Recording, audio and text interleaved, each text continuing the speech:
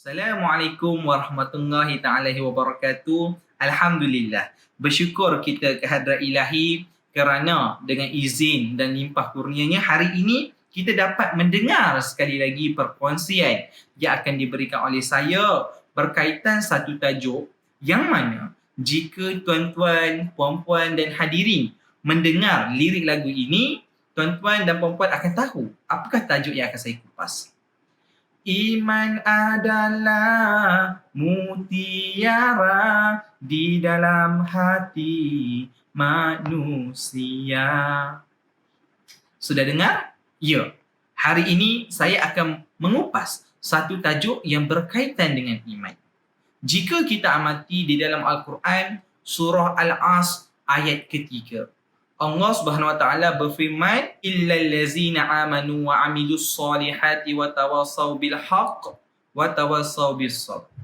Di dalam ayat ini dapat kita fahami sebenarnya Allah Subhanahu Wa Taala menyebut orang yang terkecuali daripada menjadi orang yang berugi ialah yang pertamanya orang yang beriman. Yang keduanya orang yang beramal soleh. Yang ketiganya orang yang menasihati dengan kebenaran.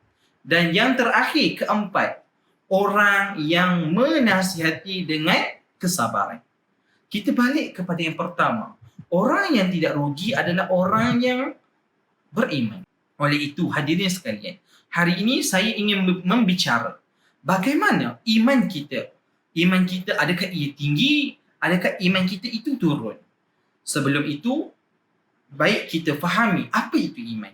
Iman ini terletaknya di dalam hati yang mana kita mempercayai bahawa Allah Subhanahu Wa Taala adalah satu-satunya Tuhan dan Nabi Muhammad itu pesuruh Allah. Itu apa yang perlu kita faham tentang iman. Hari ini saya akan mengupas bagaimana iman itu tinggi dan iman itu rendah. Iman yang tinggi, untuk kita naikkan iman ini amat sukar tuan-tuan dan puan-puan. Kita kena sentiasa konsisten untuk melakukan ibadah dan cuba memperbaiki ibadah yang kita lakukan.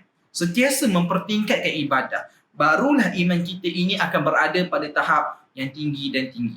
Tuan-tuan, amat sukar untuk naikkan iman. Tetapi untuk jatuhkan iman, untuk turunkan iman, amat mudah. Apabila kita melakukan satu kemungkaran atau kemaksiatan, iman kita akan berada pada paras yang menurun. Bila paras ini menurun, kiranya paras ini rendah, apa yang terjadi? Jika kita tidak muhasabah diri, iman ini akan terus jatuh sehingga ke tanah. Itu yang kita boleh ibaratkan. Sebab apa? Kita tidak muhasabah diri dengan dosa yang kita buat. Tetapi, tuan-tuan dan puan-puan, jika iman ini jatuh, tetapi kita sedar, kita akan cuba bangkit.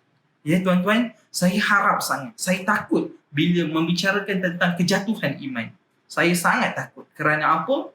Ia amat mudah untuk jatuh apabila kita melakukan sesuatu kesilapan saja yang mana Allah larang.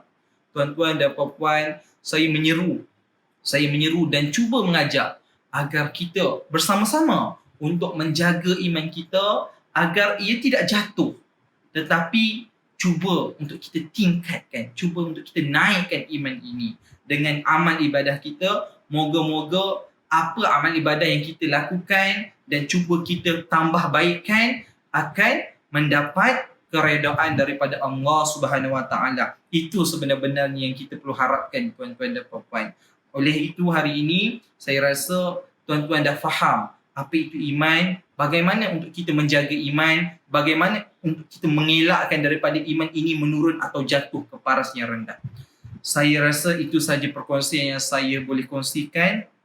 Moga-moga bermanfaat kepada tuan-tuan dan puan-puan. Saya sudahi dengan lafaz wabillahi taufiq wal hidayah. Wassalamualaikum warahmatullahi taala wabarakatuh.